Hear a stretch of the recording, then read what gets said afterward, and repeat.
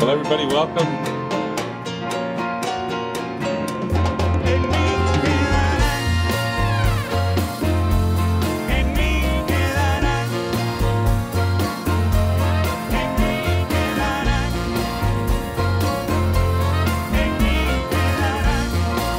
This is Hector Tejas and Gabriella Griffin.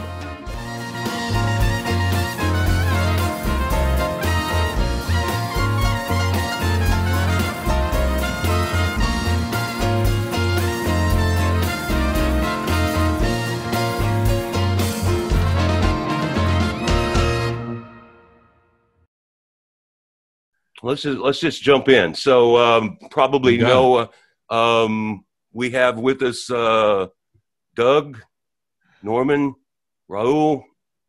I'm Greg, and we're going to do this little thing for you guys. We thought that there was probably the best way to introduce the Mavericks to the podcast community is we'd be remiss if we didn't talk about what you've got going on currently. You have a #1 Latin pop album on the Billboard charts. Is that right? You have is it currently #1, or it just hit #1, or? It was at #1 a few weeks ago. I think it's since been dethroned, but it's still lurking in the top 10 somewhere in there. But it was at #1 for 2 weeks, I believe. Yeah, it's amazing. And with all your influences and longevity in music, I guess it's this is your first all Spanish effort. Yes, this is the first time that the Mavericks have, that we've recorded an album entirely dedicated in Spanish. And I wrote some songs and covered some songs. And when we started this project, when we got the band back together in 2012, one of the projects we wanted to do was an all Spanish project, and we kind of put this one on the bucket list, and we didn't put a timeline on it. We had no preconceived notion if it was going to be all originals or covers or just boleros or Mexican music. We had no idea, and we just started to record. And we just started to record some of the songs that we liked, and the more we recorded, the more I wrote. And so now the record started to really kind of come together, and conceptually anyways. And a lot of these songs, some of these songs are favorites from just music that I grew up listening to or that played around the house. I lived in a house where there was always a lot of music playing, and I grew up in a Cuban house. I'm first generation Cuban American, so there was a lot of different music going on in my house, as well as all the rock and roll and then of course the current stuff that I would be listening to just as a teenager. But around the house there was a lot of great, all kinds of music from all over the world. Yeah. And then later, Motley Crue was an influence, right? Somebody played me. Doug, I don't know if you know, but the Mavericks have a version of a Dr. Feelgood, which is absolutely epic. So maybe we can put that in rotation at some point in time. For those that don't know, the Mavericks. They contacted podcastmusic.com, and we were thrilled about it. And essentially, I think that we're in a place where we can now talk about the idea that you guys are in the final stages of making Mavericks music available to podcasters at large via podcastmusic.com. And that's a very exciting thing for us. And because you have so many influences, and because there's so many stages that the band has created in and on, I think it's going to be a really fabulous offering for people that want to use shall we say, legit music in their podcasts. So. It's exciting for us too, from the creative side, because so many times, you create music and because of the way the business is run or legalities, it just ends up really on the shelf, and which is part of the reason we started to take more control of our publishing and our recordings, is so that we can license music and keep it from just rotting away on a shelf somewhere, so to speak. And so this is exciting for us too. Well, that's something that I wanted to bring up too, is because in podcasting, one of the big themes that we're always hearing about is to own your own brand, why it's important to own your own RSS feed, why it's important to understand your own marketing. And now with the big guys getting in there with the big networks and throwing money around, for some folks, it becomes even more and more important to understand that you're really establishing your own brand here.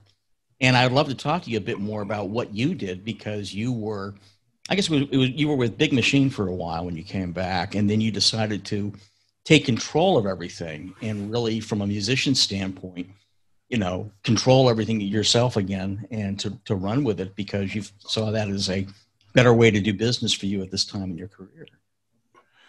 Absolutely. And that's what happens. You learn a few things along the way, and the the old business model certainly works for a lot of artists, and I'm not putting that down, because they're working and they're connecting, and it works for them.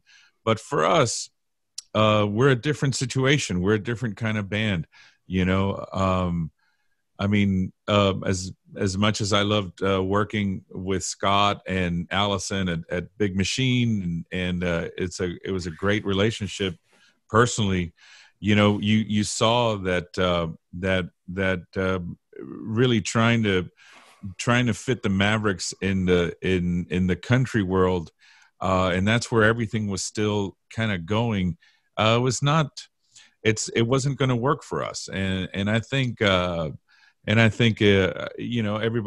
Everybody realized that, and this was just it was the right move, the right time for us, and I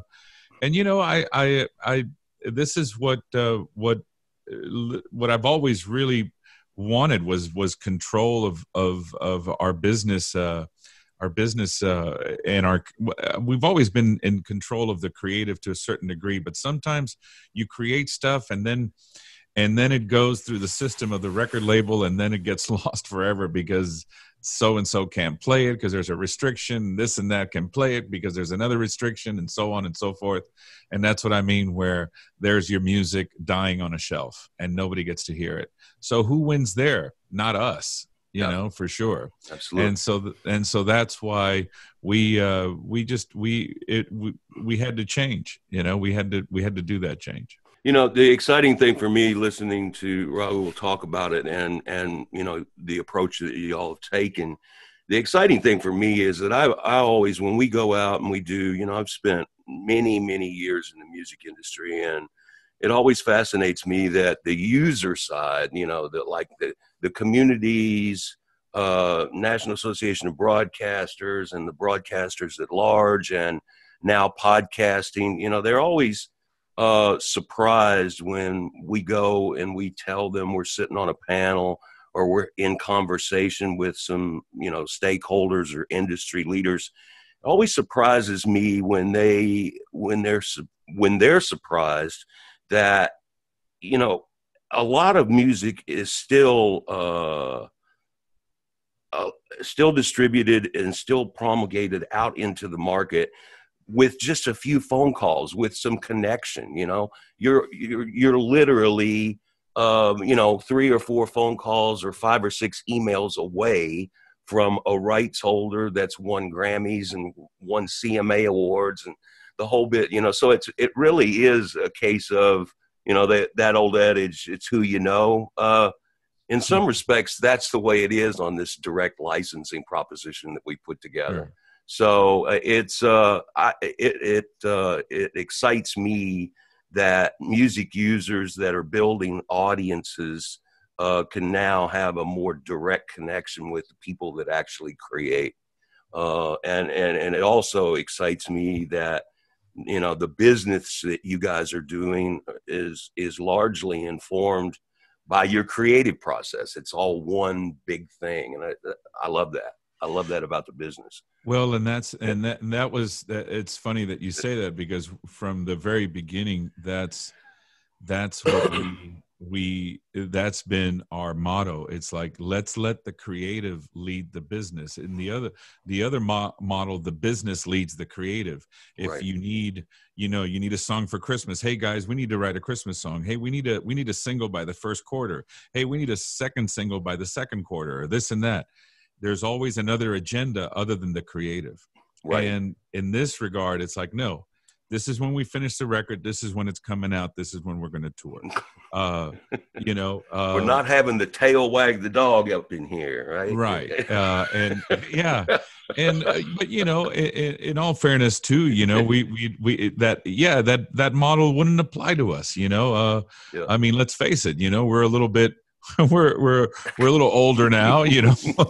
we're not teenagers vying for the hot spot on the country charts or whatever, you know. It's right. we're not doing that, and I understand that, and so for us, this works, and it works, and so far it's been working really well, and I like that connection, and I like the fact that the music gets to get out there in a very real way.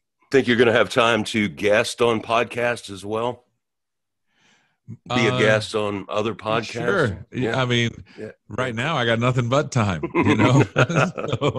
so maybe when everything opens back up and we're the buses crank up, it'll get more difficult. But until that happens, I got time. Throughout your whole career, we were talking earlier. Throughout your whole career, you've had this great feel for media, right? And it's kind of media agnostic, you know. I mean, you guys, it's like, yeah, streaming, yes. How does it work? Let's go do that. You know, it's like, you know, playing in a pub. We know how that works. We'll go do that. And now you've been presented with podcasting, and I have no doubt that you're going to take that to the bank as well. I think it's going to be fantastic. Well, so thank you, man. I look forward to it. You know, I you know, these are challenging times, and you know, and but I think keeping staying, you know, it's almost like it's like a shark. You can't stop swimming, you know. It's like you just have to keep swimming, you know. The waters might be a little different or this and that, but you got to keep swimming, and that's what we're doing right now, is just keep on swimming.